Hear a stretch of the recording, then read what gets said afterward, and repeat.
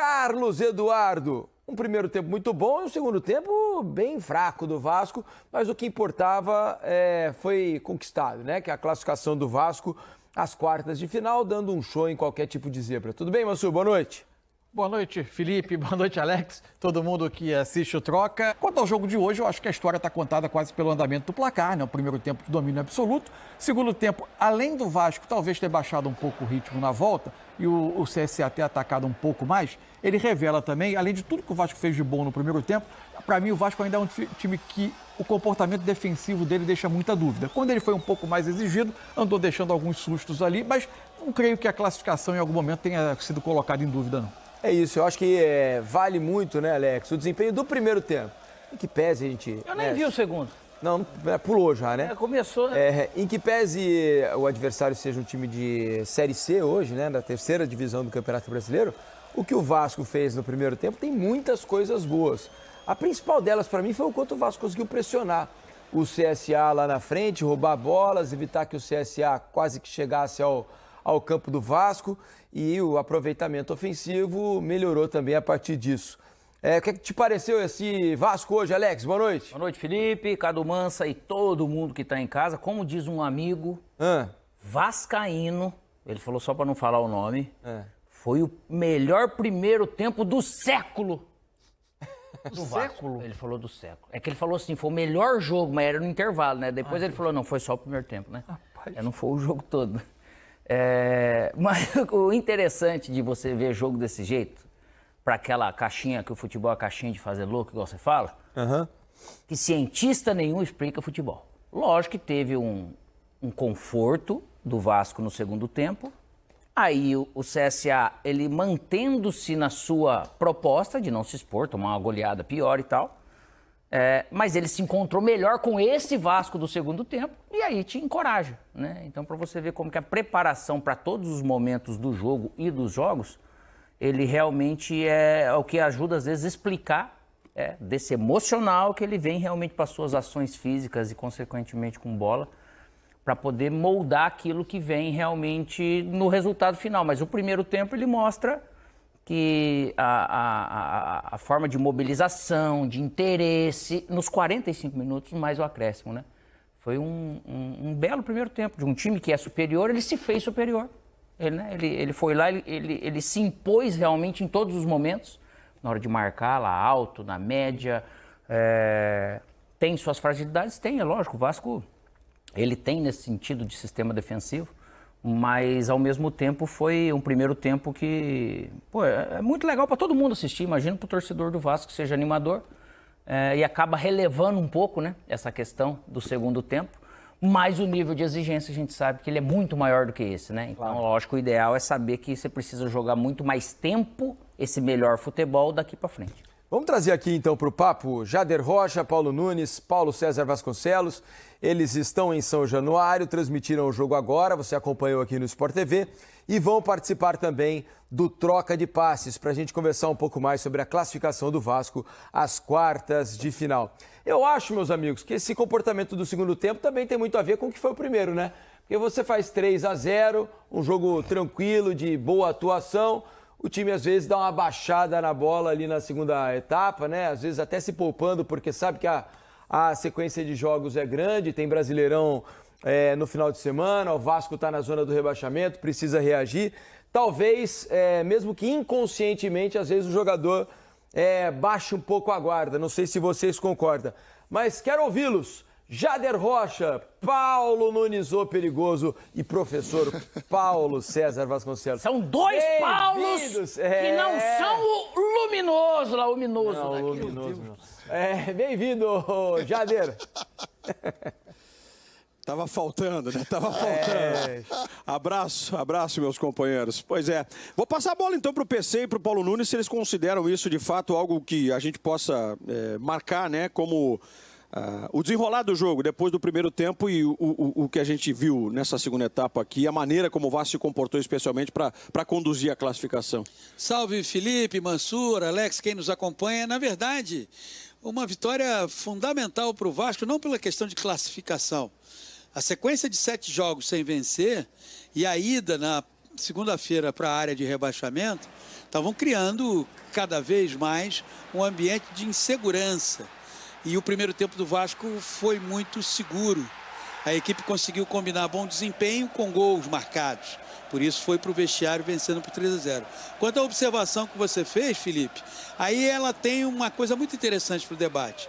Ao sofrer o gol do CSA com 3 minutos de segundo tempo, o Vasco mostrou toda a sua insegurança. Todos os seus temores vieram à tona. E aquela equipe segura, organizada do primeiro tempo, ela se perdeu completamente. Então, celebra o Vasco, a sua torcida, a classificação à próxima fase da Copa do Brasil. Mas não é uma vitória que permita se criar ilusões sobre o que essa equipe ainda precisa fazer. Paulo Nunes. Boa noite, Diniz, mestre Mansur, Alex, Meschini ou Meia. Eu sempre penso pro lado positivo, Jader. Eu acho que o Vasco precisava primeiro da vitória. Eu acho que era importante trazer o torcedor de novo. Esse torcedor que sofre, mas está aqui, está presente, está ajudando o Vasco a conquistar o resultado. Às vezes o resultado não vem, mas ele está sempre aqui presente, incentivando. Eu vou muito para esse lado do trazer a confiança do atleta, do jogador de futebol. O Alex deve saber do que eu vou falar agora. Quando você faz 3-0 no primeiro tempo, jogando, amassando a equipe adversária, você volta para o vestiário, inconscientemente, o relaxamento ele vem. É óbvio que dentro do segundo tempo você tem que retomar de novo, ter essa retomada, né, do volume, da força, da agressividade. Mas aí entra essa questão que o PC trouxe. O Vasco perde a confiança, porque o torcedor também fica ressabiado. O torcedor parou de cantar, o torcedor sentiu. O gol silenciou, exatamente. Né? Então, o histórico recomenda também, né, Paulo? Isso, e aí o jogador, ele sente dentro do campo, né? Essa pressão volta de novo. O CSA, eu concordo com o Alex, né? Ele continuou mantendo o seu nível de jogo, mas aí como a caída foi muito drástica do Vasco no segundo tempo, isso fez com que o jogo parecesse que o CSA melhorou, mas não, foi o Vasco que não conseguiu mais os seus movimentos, mais a sua marcação, tanto que o Diniz tira o Coutinho e o Nuno Moreira no segundo tempo, porque eles perderam essa marcação, né, essa força, essa agressividade. Mas eu vou levar, de novo, eu vou levar para o lado positivo. Eu acho que é importante foi o Vasco ter conseguido essa vitória. E o Diniz bateu muito nessa tecla, né, o seu xará de sobrenome, Felipe, quando ele disse que não importava a maneira, mas que hoje o Vasco teria que vencer o jogo. E a partir daí, claro, começar, quem sabe, a consolidar, né, o jeito de jogar mais uma vez, a capacidade até de encantar o seu torcedor, de se impor contra os seus rivais. Mas para ele, o importante hoje era estancar essa sangria de resultados ruins e vencer. Mais do que vencer, o Vasco agora tem uma classificação para chamar de sua, embolsa aí quase 5 milhões também, né, na sua conta, e sem dúvida nenhuma que isso dá um alento para partir para os próximos desafios, que não serão poucos no calendário aí para esse segundo semestre do Vasco, no Brasileirão e na própria Copa do Brasil, né? No final de semana o Vasco já tem um Atlético, né? Domingo, 4 da tarde, aí mesmo em São Januário, Vasco e Atlético Mineiro pelo Campeonato Brasileiro, o Vasco precisando sair dessa situação incômoda. E eu acho que também as substituições se dão em conta disso, né? Porque, convenhamos, 3-0 em São Januário contra o CSA, né? Que nesse momento joga a terceira divisão do Campeonato Brasileiro, não se imaginava que pudesse haver uma reação. E aí ele começa a tirar, né? Tirou Coutinho, tirou Nuno, tirou Rayan, tirou Jair, jogadores importantes, né? Acabaram, pelo menos no meu entendimento, acabaram já, acho que sendo poupados, pensando no final de semana, não? Embora Coutinho e Nuno, os dois primeiros a sair, sejam jogadores que dificilmente completam as partidas. Exato. Né? Exato. Até por questões físicas ainda deles. Tem essa questão. Pois não, PC? Não, o Rayan ficou até o fim do jogo. Ele mexeu no Coutinho, no Nuno, e depois ele tirou... Tietê saiu? Tietê. Agora, a estrutura desse time... do Puma, né? Isso. A estrutura desse time, ela passa muito pelo nível de desempenho do Nuno e do Coutinho. Até fazendo um paralelo, me parece que no pacote de contratações que o Vasco fez na temporada passada e essa, o Nuno Moreira tem sido o jogador que tem dado as respostas mais favoráveis pela onipresença em campo e pela versatilidade, a qualificação na troca de passe. Uma curiosidadezinha para quem gosta de números e tal, o Vasco tem 4 vitórias nesses últimos jogos, contando aí parada de Copa do Mundo e tudo mais.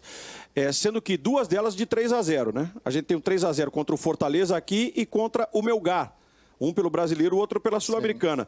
A última vitória antes dessa de hoje havia sido por 3-1 contra o São Paulo, lá no Morumbi, no dia 12 de junho. Volta a vencer e, curiosamente, com o mesmo placar da vitória anterior. Tem uma coisa já da Diniz, Mansur e Alex, e eu tô com o Mansur, eu escutei o Mansur falando, e eu vi isso muito aqui no jogo de hoje. O Vasco tem uma dificuldade na marcação. O Vasco pegando equipes que vão marcar pressão, que vão fazer essa marcação mais dentro do campo lá do setor defensivo do Vasco. Primeiro, ele tem dificuldade na construção. Tanto que o Hugo Moura entrou hoje para fazer essa construção, mas não é o forte do Hugo Moura. O Hugo Moura não é o André que o Diniz tinha no Fluminense. E também na marcação, muitas bolas entravam nas costas. Linha de defesa sobe. Exatamente, e a bola entrando nas costas, e esses zagueiros que o Vasco teve hoje não conseguem correr com velocidade para trás. Então é uma dificuldade que o Diniz com certeza vai ter que ajustar nessa marcação. Ainda mais se pensar que para o final de semana deve ter Rony, Hulk e Coelho aí, né? Provavelmente se o Atlético jogar com todos os titulares, é um ataque rápido, né, para enfrentar essa defesa do Vasco. Eu queria falar também um pouco sobre copo meio cheio, já que o Vasco conseguiu a vitória e a classificação. Foi a melhor entrada do Garré num pedaço de jogo, pelo menos na minha opinião. Hoje ele entrou e deixou boas impressões. Não havia, pelo menos ao meu ver, conseguido entrar e ajudar como ajudou hoje. Ou eu estou vendo a atuação com olhos mais caridosos do que merecido, hein, meus amigos?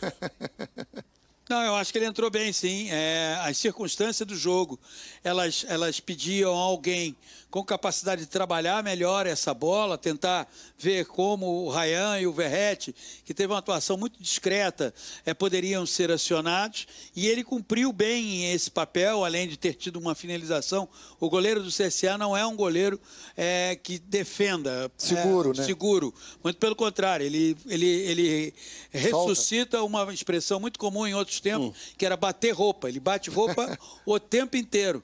No segundo tempo, como o Vasco teve uma atuação abaixo do que fez no primeiro tempo, houve uma só finalização de média distância em que o Gabriel soltou e ela foi do Garré. E talvez até para o próprio Diniz e para o torcedor do Vasco, essa entrada do Garré e a maneira como ele se comporta no jogo, ela é uma resposta para aquilo que o Diniz sabe que vai precisar. Elenco. O Vasco não tem um elenco tão grande, encorpado. Coutinho, como o Mansur falou, eles não conseguem, pela dinâmica de jogo, eles não conseguem ir até o fim. E a importância do Garré é essa, né? Você ter um grupo sabendo que você pode colocar os jogadores e ele executar aquilo que o Diniz quer. Porque no primeiro tempo, é óbvio que a gente tem que... O Mansur fala muito disso, né? Da gente colocar a régua no devido lugares, né? O CSA tem muita dificuldade. O CSA é o 8º da Série C. Então, a última vaga para a fase final. Né? Exatamente, e foi conquistada agora na última partida. Então, o Vasco, no primeiro tempo, fez essa marcação-pressão, conseguiu fazer, mas uma equipe que não tem muito essa capacidade também de sair dessa marcação.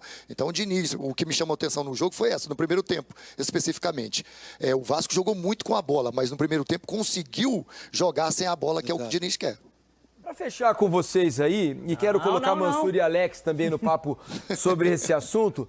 É claro, gente, aqui o Verratti é o artilheiro do Vasco, o Verratti é um jogador importantíssimo, é o capitão do time, um cara que tem um espírito que a torcida gosta, não tem conseguido fazer os gols nesse momento, nesse recorte da temporada, e tem tido alguma dificuldade para jogar. 2 gols em 8 jogos, né? Quanto, Jader? 2 gols nos últimos 8 jogos, somado já o de hoje. Pois para a média que o Verratti conseguiu manter ao longo dos últimos tempos no Vasco, é uma média baixa. Mas eu gostaria, dado esse momento do Verratti no Vasco, tenho curiosidade de ver um trio com Ryan, Nuno e David. Né? De repente o David fazendo a função mais por dentro, um time com um pouco mais de mobilidade, mais velocidade, para tentar mexer um pouco nessa maionese aí e ver se o ataque consegue produzir melhor. Não que não tenha feito isso hoje no primeiro tempo diante do CSA, mas contra adversários mais competitivos, para ver se o Vasco consegue ser mais produtivo e mais criativo quando tem a bola. Queria ouvi-los sobre isso, meus amigos. Olha, Felipe, eu acho que esse momento não é um momento para você fazer esse tipo de experiência. A equipe ainda passa por uma fase de instabilidade muito grande e o gol marcado logo no início da segunda fase pelo CSA, ele floresceu com todas as inseguranças do Vasco, com todas as suas limitações. Creio que pode ser até tentado, mas no momento em que a situação estiver mais estabilizada, por ora o Verratti, embora nesse pós-Copa do Mundo de Clubes seja um atacante que não está à altura daquele atacante que ele, do histórico que ele construiu no Vasco, acho que eu pelo menos entendo, Paulo, Jader, que nessa hora ainda não dá para você pensar assim. Eu acho que você pode pensar com uma alternativa no jogo. Sim, porque assim, eu acho que de começo também estou com você. Eu acho que é uma mexida muito grande, especialmente de um cara que é ídolo da torcida, capitão da equipe, mas eu acho que aí eu estou com o Diniz. Eu acho que não há alternativa de jogo, buscar uma maneira diferente de jogar, porque o Verratti hoje teve muita dificuldade. A gente estava comentando em off, PC. Ele tem muita dificuldade em fazer o pivô. Não é hoje, né? Ele tem tido dificuldade há algum tempo já, né? Esse que é a questão. Exato. Porque se fosse uma coisa pontual hoje, ok, mas a impressão que eu tenho é que de alguns jogos pra cá, ele tem tido dificuldades, né? Sim, sim. E o torcedor, Diniz, está sentindo isso, porque o torcedor antes não cobrava dele. Hoje ele erra algum movimento, o torcedor chia. O torcedor já está cobrando isso dele. Eu acho que também ele está sentindo isso. Os movimentos dele já são menores, né? Quando ele vem para dentro, ele não consegue fazer esse pivô, fazer a base, segurar para que os meias cheguem. Eu acho que é uma alternativa que você pode ter dentro da partida. E ainda, até para corroborar isso que você levantou dessa possibilidade, o próprio Diniz, né? Quando questionado sobre a utilização, especialmente desse trio final, né, com o Nuno, o Ryan e o Verratti, ele diz, eu quero mexer pouco, eu tenho que dar sequência para esses caras, né, para poder colocar em prática as ideias que eu tenho, né? E ampliar o repertório ofensivo, né? O Vasco, durante um bom tempo, era Lucas Piton cruza, o Verratti fez 59 gols no Vasco, desde que chegou, 18 deles foram de cabeça, bolas cruzadas sobre a área. Hoje, se você olhar, o primeiro gol é um cruzamento rasteiro, o segundo é um arremate do Ryan, e o terceiro é o Tietê entrando na área. Bola por dentro. Então, assim, quando você consegue ampliar esse repertório ofensivo e não ficar dependente apenas da bola cruzada sobre a área para o cabeceio do Verratti, isso enriquece ofensivamente a equipe. Deixa eu agradecê-los, meus amigos. Só lembrando que hoje foram 34 cruzamentos, né? Normalmente o Vasco cruza mais. Hoje foram 34, ainda assim, 34 cruzamentos à área do CSA. Jader, Paulo Nunes, o perigoso. Paulo César Vasconcelos, o professor. Obrigado, meus amigos. Bom descanso, hein? Valeu, saúde. Boa noite, meus amigos. Tô só pela pizza do Alex. Um abraço, hein? Coisa linda, hein? Então espera que ele vai mandar para você delivery, hein? Já chega aí. Manda o endereço depois aqui por mensagem, Jader. Só um dado sobre o Verratti. Ele não enfrentou o Palmeiras no dia 4 de maio. Certo. Desde então, 17 jogos seguidos. Ele esteve em campo em todos, pelo menos 84 minutos em cada um. Então, significa que o Diniz aparentemente está distante ainda, pelo menos pela forma como ele sinaliza nos últimos jogos, está distante ainda de Mas eu queria fazer uma outra experiência. Eu queria a avaliação de vocês, porque eu fiz uma observação aqui, algo que eu tenho curiosidade, confesso, tenho curiosidade para ver. E nem acho que talvez seja só no decorrer dos jogos, mas para tentar de início, né? De repente, para ver qual é a reação do Vasco com uma mudança. O Verratti, e olhem, aqui não estou querendo tirar o Verratti do time, querendo que ele vá embora do Vasco. Não, ele é um jogador importantíssimo, né? É uma arma que o Vasco tem, a bola aérea no Verratti. Mas como nesse momento não tem funcionado, acho que talvez fosse bom buscar uma alternativa. Mas eu queria ouvi-lo, Mansur, se você está comigo ou está com o PC. Eu estou com você na avaliação de que o momento é difícil e de que dentro do modelo ele está tendo dificuldade. Isso é um fato. Agora, eu acho que a grande questão no momento é você não ter um substituto com características minimamente semelhantes, ser uma referência de área para ter no time. Acho até que hoje, me chamou a atenção a forma como o Vasco tentou abrir a defesa do CSA no primeiro tempo. Foi um Vasco de uma formação, vamos dizer, um pouco mais simétrica, digamos assim, do que atualmente são os times do Diniz. Não era um time que carregava todo mundo de um lado em torno da bola. Ele estava construindo basicamente com os dois zagueiros, os dois volantes os laterais abrindo o campo, alternando o corredor com os pontas, tendo 3, 4 jogadores por dentro do campo e jogadores abrindo o campo. Era uma formação um pouco mais convencional e o início do jogo acabou gerando até muito cruzamento para a área. Eu não sei se foi uma adaptação à maneira como o Diniz esperava que o CSA defendesse ou uma tentativa de dar jogo, de preparar jogadas que o Verratti pudesse aproveitar mais dentro da característica dele. O fato é que, novamente, não aconteceu. Acho que o momento é ruim, eu ainda não tomaria essa medida agora, mas eu acho, e acho que o que dificulta o Diniz tentar uma alternativa é não ter um jogador de uma característica semelhante. Você colocar o David ali vai mudar um pouco da dinâmica do funcionamento. E agora acho que se continuar por mais um tempo, ele vai buscar alternativa dentro do elenco. Mas a questão nem é de ter um jogador semelhante, é de mudar realmente a característica um pouco do ataque, né?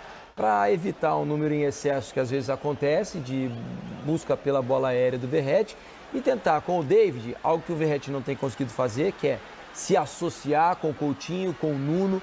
São jogadores de bom trato com a bola, de boa dinâmica, que podem utilizar um jogador que esteja naquela posição para fazer um pivô e tabelar com eles, né, para que eles possam receber bolas em condições de finalizar.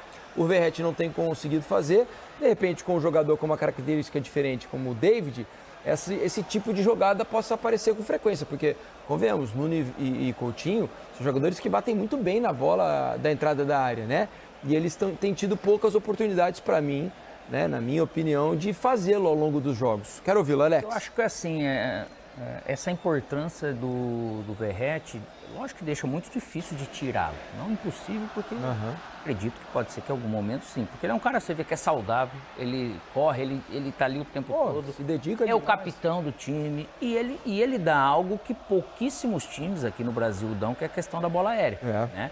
Então ele realmente, para associações assim, não é o mais forte dele. Mas acredito que o Diniz também esteja trabalhando isso. Se fosse até para colocar por dentro, nem necessariamente precisaria ser o David por dentro. Poderia ser Ryan com Coutinho por dentro e o David com o Nuno, o Garrett. O Ryan tem rendido tão bem do lado direito que eu evitaria mexer. Foi por isso que eu pensei em David por dentro. Sim, mas acredito que, pensando nesse conceito dele, ele também quer esse Ryan desse jeito, partindo de lá, porque quando o cara parte da beirada para entrar, é mais difícil de marcarem ele por dentro nesse sentido. Então ele cria esses mecanismos. E tem bom chute, né? Com a canhota, trazendo... Não tem nada de loucura no que você está falando, nada. Pelo contrário, você vai deixar um time mais solto, né?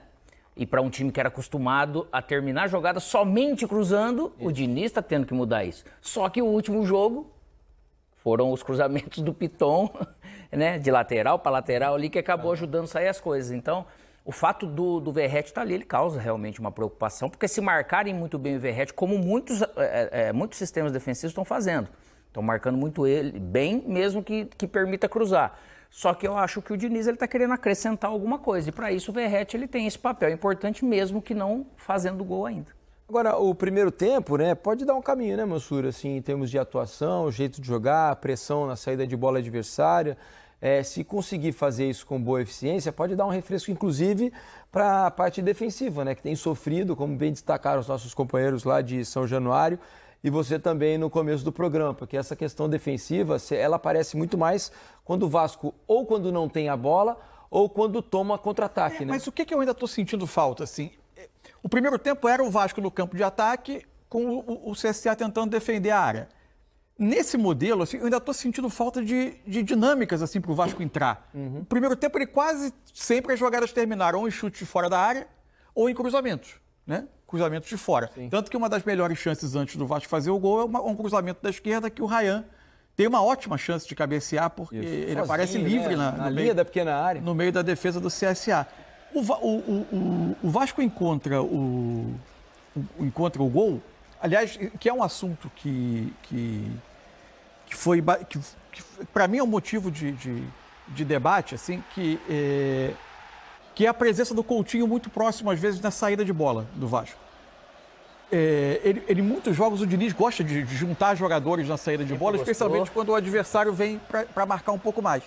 Em alguns jogos, a minha sensação é que ele participava dessas jogadas, mas como o time não conseguia, a partir daí, gerar vantagem contra a defesa adversária, às vezes, no final da jogada, o Coutinho não tinha conseguido ter tempo de se apresentar para ser um elemento de definição. Hoje, o gol o gol do Ryan se origina de um lance em que o Coutinho atrai essa marcação do meio e o Piton se projeta às costas dele numa dinâmica muito bem feita, mas tentando atrair a marcação do CSA para perto da linha de meio campo. E a partir daí o Vasco gera vantagem. Só depois daí é que o Vasco teve campo aberto para progredir mais vezes, aí era um jogo já com outra característica. E o Vasco até conseguiu ampliar o placar e ter mais oportunidades de gol. Com o adversário fechado, eu ainda sinto um pouco falta de dinâmica para o Vasco infiltrar. É porque daí eu acho que fica meio que nesse dilema.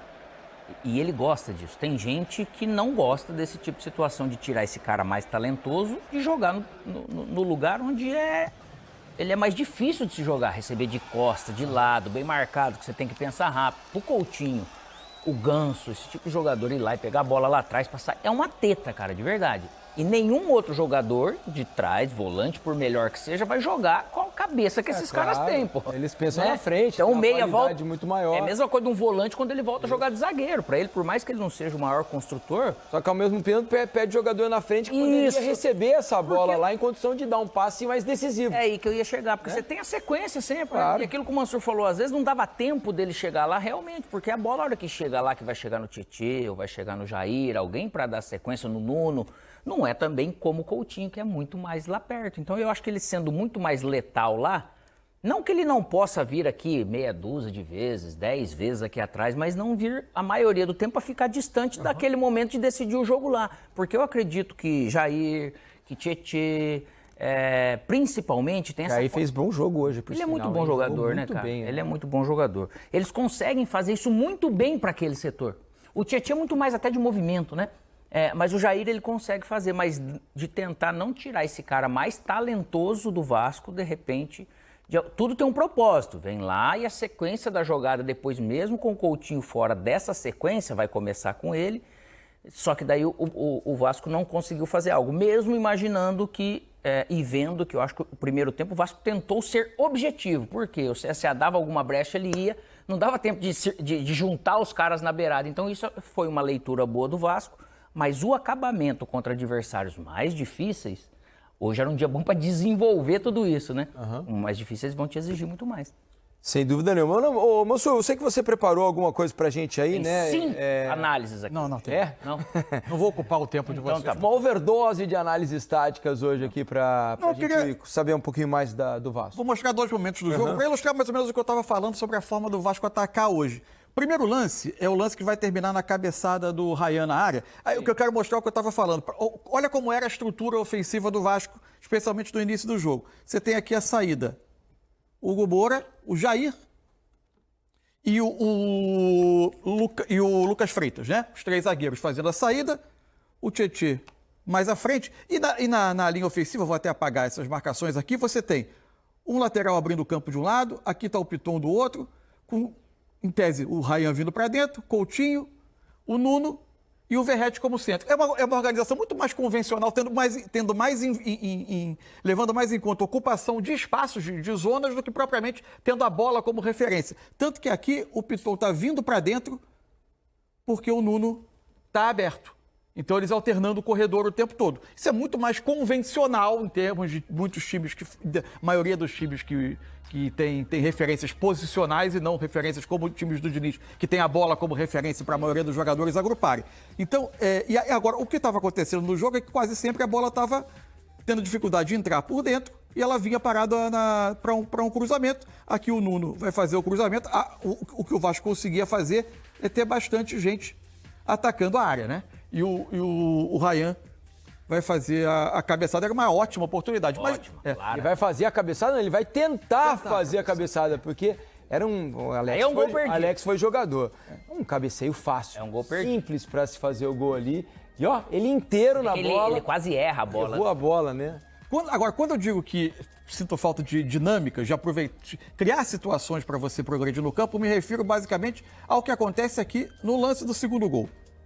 O Vasco está preparando o ataque e aqui está o Coutinho. Ele veio participar da saída, ele estava próximo aos zagueiros, está participando da saída. Repara na movimentação dele. Aqui. Enquanto ele vai fazer um retorno e o Piton vai atacar o enorme espaço que vai ficar às costas da linha de meias do CSA. Ó, tá aqui o Coutinho, ó.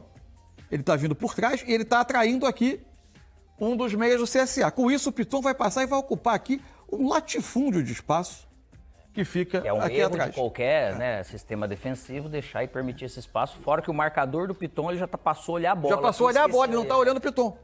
Aqui, ó, a jogada vai vir, o Coutinho aqui já usou, apenas, ele não vai precisar pegar na bola, a posição dele é o bastante para atrair. Isso que se o Tietchan não tivesse tocado o zagueiro, tivesse só ameaçado e trazido, você vê, ele tá com a bola ali livre já para dar sequência aqui. Se a gente fizer a conta que você tem os 3 meias do CSA, mais 2 na frente, 5, tem mais um ponta que está fora da imagem, ficou a linha de 4 atrás. Com isso, o Vasco vai conseguir algo que é importante. Ó. Ele obrigou o lateral direito do CSA, Felipe, a vir no Nuno, que está pisando a linha lateral. Com isso, ele gerou... Claro que Felipe costuma ser bom de bola, hein? Mas aqui... Com isso, ele gerou esse enorme espaço entre lateral e zagueiro. Aí o Vasco, através de uma dinâmica de movimentação, conseguiu atrair marcação e gerar espaço. O passe do Nuno vai ser... o passe é espetacular do Nuno, né? Praticamente foi toda jogada, né? Desenhada, treinada, igual... Ryan fazendo o movimento da direita para dentro. Verrete. Chegada do Paulo Henrique, que estava abrindo o campo pela ponta direita. E o Ryan para fazer o gol. Aliás, Mansur, você citou ali a passagem do Piton. Essa é outra coisa que o Vasco fez bem hoje. É algo que é muito característico dos times do Diniz, quando o ponta pega a bola encostado na linha e o lateral passa ali por aquela intermediária, né? Entre o lateral que está marcando o ponta e o zagueiro, ele faz aquela... No primeiro tempo ainda, o Ryan pega uma bola colada na lateral, o Paulo Henrique passa como um foguete. E ele não dá a bola. Ele não dá a bola, ele prefere o cruzamento. E aí eu acho que o jogador precisa pensar um pouquinho e se acostumar.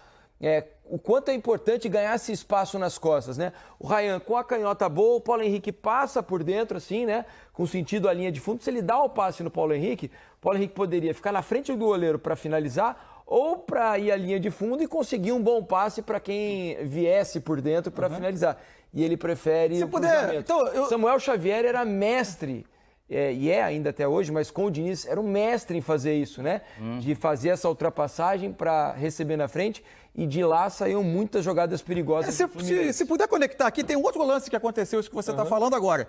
E aqui de novo, tem o Coutinho participando da saída de bola, dos primeiros passos. O Diniz parece querer ele ali porque entende que ajuda a qualificar. A questão é criar mecanismos para ele também conseguir participar um pouco mais adiante da construção. Ali está o Coutinho, ele vai passar e vai se colocar já aqui numa zona morta onde a marcação não está chegando. Vai até sair da imagem, né? O Vasco vai continuar a saída, a bola, e aí o Coutinho vai voltar a aparecer aqui na imagem. A bola com o Jair, ó. Olha onde é que ele vai descobrir o Coutinho. Ele inteligentemente, o Vasco conseguiu atrair a marcação, criou um espaço enorme, porque o CSA também não conseguia ser compacto para pressionar. E aqui, ó. Tá aqui, ó. O que você está falando. Está aqui o Nuno. É isso, exatamente. E está aqui o Piton já fazendo essa corrida. Entre lateral e zagueiro, ó.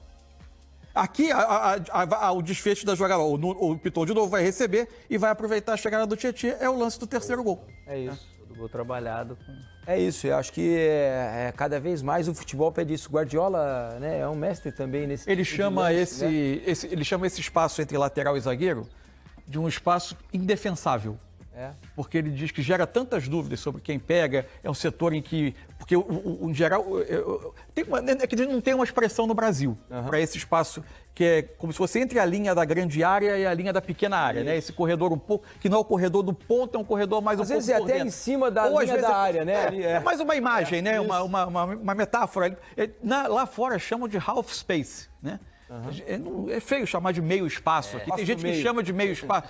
Talvez um corredor intermediário, porque não é o corredor lateral, também não é o corredor central, é um corredor ali intermediário. Mas não tem, na nomenclatura tem diversas formas de chamar isso. Então, agora, isso é muito típico de times que são até mais, para usar um tatiquês, posicionais do que até os times do Diniz, que gostam de juntar jogadores por ali para fazer combinações. Cada mexida dessa gerou espaço. Gerou espaço, ataca o espaço. Ataca o espaço. Aí coloca a bola para... A ideia é ter um ponta bem colado para tentar alargar a defesa e ter esse espaço para infiltrar. O que tem acontecido mais recentemente, assim, como muitos times hoje já usam esse mecanismo, muitos times atacam com 5, né, a última linha, né, 2 caras muito abertos, 2 meias nesses espaços intermediários e o centroavante, cresceram as defesas de linha de 5. ou até de linha de 6, porque você, mesmo que você vá precisar alargar para defender as laterais do campo, você vai ter mais gente bloqueando esses espaços entre zagueiros. Até um tempo atrás, o Spalletti, que foi técnico do Napoli, seleção italiana, ele dizia que tem cada vez menos espaço entre as linhas. O espaço começou a aparecer entre os defensores, né? Que é justamente esse ataque a esses corredores. Agora nem entre os defensores, até hoje... Com um jogador mais na última linha, tende a ter um pouco mais de espaço à frente, né? À frente, eu digo à frente dos zagueiros. Isso. Né? Então, o futebol e aí a bola começa a ficar mais com o Léo Ortiz, com o Léo Pereira. Você tem que encontrar alternativas. Vamos ouvir Rayan, atacante do Vasco, daqui a pouco. Tem a coletiva do Diniz, hein? Rayan fala aqui no Troca de Passes. Deve estar feliz da vida. Sem dúvida.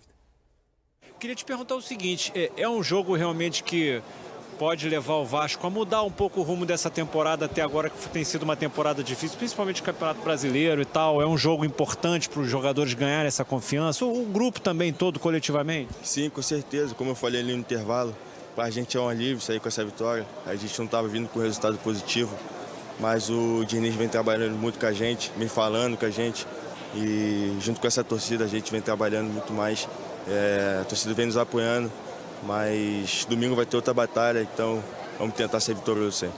Você acha que o time, depois desses 3-0 do primeiro tempo, deu uma relaxada e por isso que houve, de repente, uma queda de rendimento no segundo tempo? Sim, creio que sim, que a gente deu uma relaxada. A gente tomou o gol ali, tomou uma pressãozinha, né, dos caras.